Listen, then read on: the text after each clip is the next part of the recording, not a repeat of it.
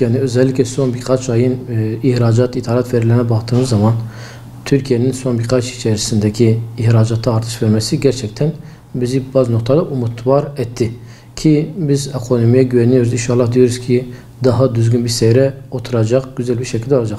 Fakat yani işte bu verileri maalesef biz reel piyasada göremiyoruz. Özellikle şu an en büyük sıkıntı piyasanın temel sıkıntısı nakit sıkıntısı yani bu nakiti bulma noktasında ciddi bir sıkıntı oluyor. Kendimizin çalıştığı özellikle inşaat piyasası ile ilgili konut kredi oranlarının yüksek olması, yüksek oranından dolayı kimse alım satım olmaması, tabi banka faizlerinin de yüksek olmasından dolayı insanlar paralarını yani bir şekilde tutuyor. Ya bankada tutuyor ya da reel piyasaya ciddi bir şekilde gelmiyor. Yani bugün dövizdeki 5.20-5.30 bandı bizce güzel makul bir seviye. Çünkü biliyorsunuz ki Ağustos'taki döviz süperkasyonlarda bunu doları 7 civarında gördük yani. Hakeza Euro'yu 8'in üzerinde rakamlar gördük. Şu an 5'te olması, 5'te de sanki stabil diyor gibi görünmesi bizce ekonominin belli bir noktada karar aşamasına olacak. Fakat malumunuz önümüzde bir de yerel seçim var. İster istemez bazılarında ne kadar merkezi yönetim olmasa, milletvekili seçimi olmasa bile, hükümet değişikliği olmasa bile istermez gene insanlarda bir panik havası diyelim veya kararsız hava var.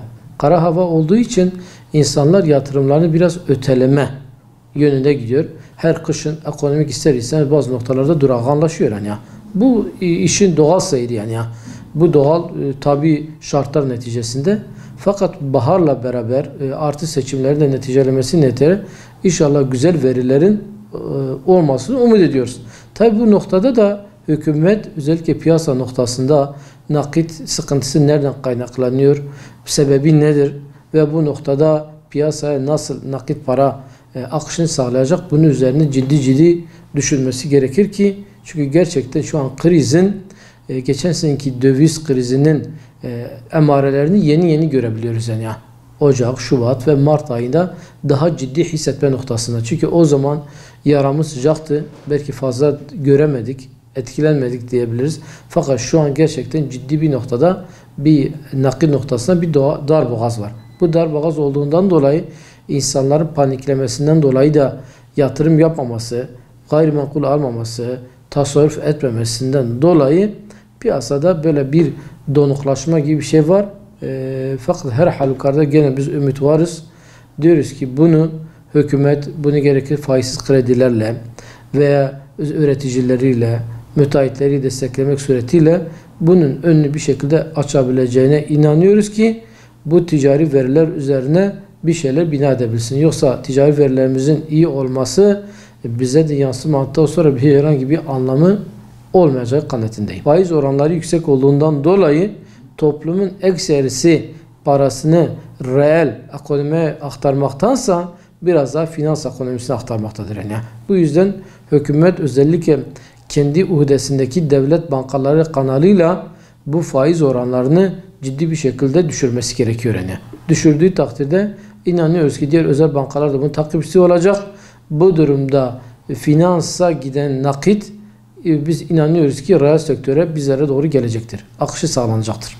Faiz şimdi alışveriş helaldir. Faiz zaten haramdır.